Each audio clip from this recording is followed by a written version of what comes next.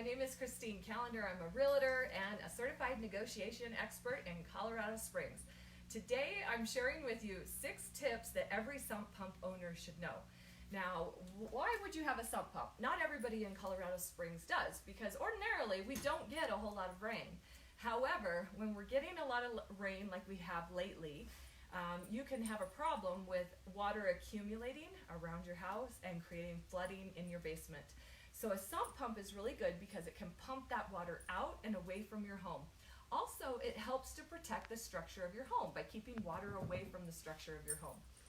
So I wanted to share with you 6 tips that every sump pump owner should know. Number 1, you're gonna wanna cycle your sump pump. And what you can do is you come down to your basement. This is where our sump pump is. It is not hooked up right now because when we checked it out to see if we could cycle it, it failed.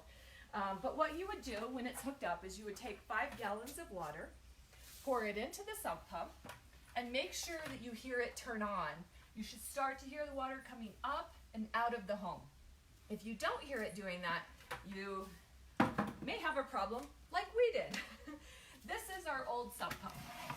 And as you can see, this sump pump, I don't know how old this is. I mean, probably more than 10 years to have all this corrosion going on.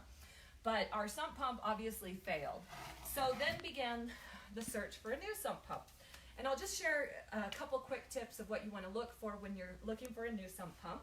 But number 1, our sump pump is full of 6 feet of water right now. Currently, it's about 1 foot from the floor. We got to get that water out of there.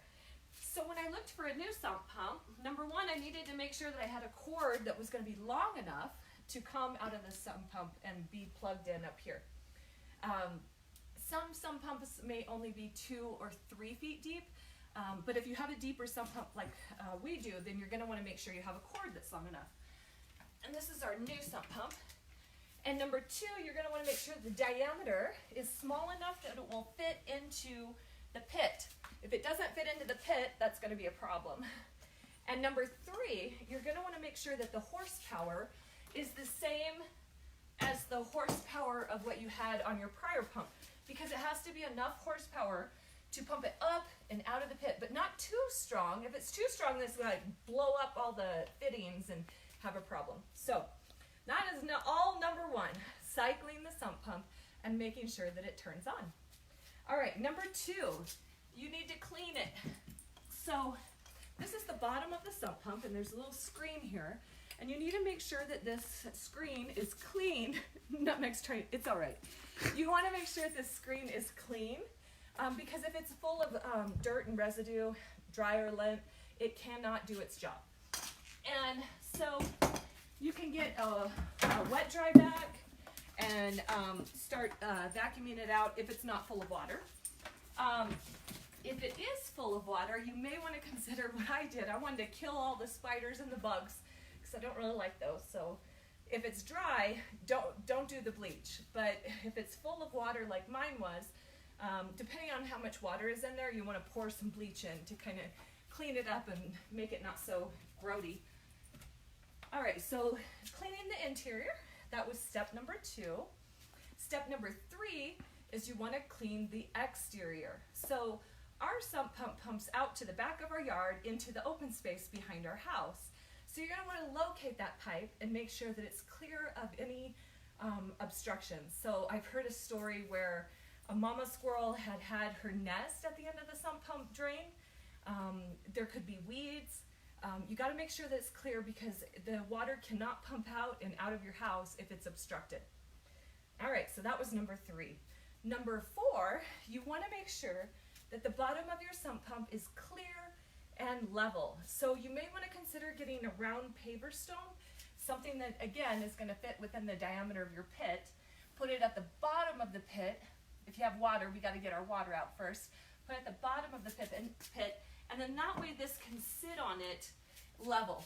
Now, if there was like dirt down there, that wouldn't work well because immediately when it turns on, it's just going to suck up and get filled up with a lot of dirt and crud and stop working. All right, so that was number 4. Number 5, the power source. Now this sump pump our old one, had 2 plugs and it's kind of heavy. So it's plugged in here, and the previous homeowner even tied it to keep it hooked in here so that it didn't accidentally fall out or get bumped. So maybe that should be step number one. Make sure it's plugged in, right? But if other power that you may want to consider is typically when we get a large storm with a lot of rain, the power goes out. So if you don't have power, that's going to be a problem because your sump pump's not going to work. So you may want to consider having a battery backup or a generator so that it can work even when the power goes out to your home. And the sixth and final tip, consider purchasing a flood alarm and set it right next to the sump pump. That way, if you start to get water into your basement, you get notified immediately so you can start problem solving and figuring out why your sump pump is not doing its job. Those are pretty inexpensive at any hardware store or even on Amazon, and very helpful so that you can nip that in the bud. So I hope that this was helpful for you. If you have any questions at all, please let me know. You can hire a handyman to do this if you don't want to do it yourself. And I know some great handymen. I know a fantastic plumber, Chris with JZ Fry. I can recommend you and give you his phone number to help you out. And if you have any questions or concerns about real estate, I would love to be a resource and a help for you. As a matter of fact, I want to remind you, there's 3 days left to take advantage of the current special that I have for staging. If you get a hold of me before the end of July, then I'm offering free staging when we sell your home within the next 6 months. So we don't have to meet and plan to sell your home within the next 3 days, but we do need to start the conversation about selling your home within the next 6 months, and you can take advantage of that free staging. And it seemed like there was one more thing that I was going to mention. Yeah, a lot of other. Oh yeah, that's right. So I've had a lot of people take me up on this offer. So all you buyers out there, I just want you to know, I got a lot of really fantastic listings coming up soon that I'm excited to share with you. So make sure you subscribe to my YouTube channel. If you have a sump pump and you have another pipe coming out of here and you're wondering, well, what is that? Stay tuned because I'm going to share with you more about radon coming up in the future. So subscribe to my YouTube channel so you don't miss out on anything. Have a great rest of your day. Bye.